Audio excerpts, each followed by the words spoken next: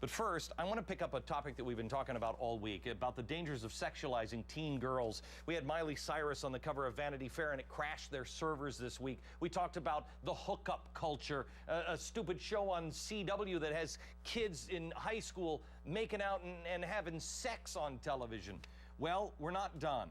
If you're a parent, there are some other things that you should know that should send shivers down your spine if you hear these three words: Grand Theft Auto. I know that when I say this, about 80% of the people in America that hear me are going, oh, geez, here's a crazy conservative on TV screaming about the dangers of video games. But like it or not, here's the point tonight.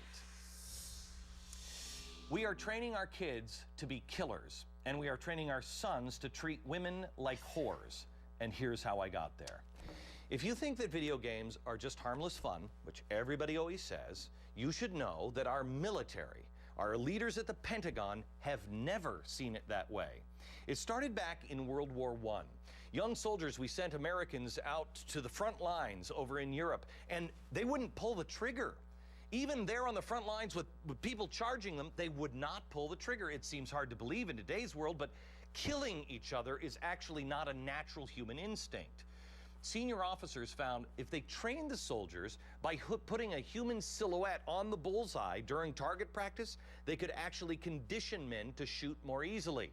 The technology progressed, so did the training techniques. Paper targets evolved into electronic simulations, and welcome to the great-great-grandfather of the video game developed by the Pentagon.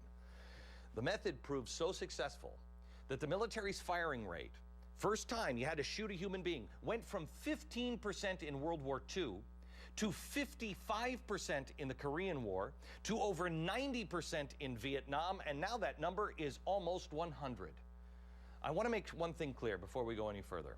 I am not blaming all of society's problems on video games. That would be stupid to do. It is the entire pop culture. It's music, it's movies, it's radio, it's television, it's all of it. According to the Journal of American Medical Association, just television, the introduction of television in the 1950s caused a doubling of the homicide rate in America. These are all just small pieces of the same small, nightmarish puzzle. Grand Theft Auto was originally released back in 1997. The first three versions of the game have sold over 70 million copies. The newest version was released this week, and there were lines outside of the stores waiting to grab a copy. GTA version 4 projected to sell 9 million copies just by the end of the year. That is $450 million in sales, and who says crime doesn't pay? The game, in case you don't know, and God bless you if you don't, features Nico. He is a low-level Eastern European thug. He tries to rise up through the ranks through unbelievable acts of violence. Parents, listen up, because here's what you need to know tonight. In Grand Theft Auto, your son or your husband or your boyfriend or whoever can hire a prostitute, have sex with her, and then beat her to death with a baseball bat. When a police officer comes after him, he can either light that police officer on fire or cut him in half with a chainsaw. This is entertainment? As he makes his getaway, Nico can carjack the ride of his choice and drive down a sidewalk, mowing down as many pedestrians as he like.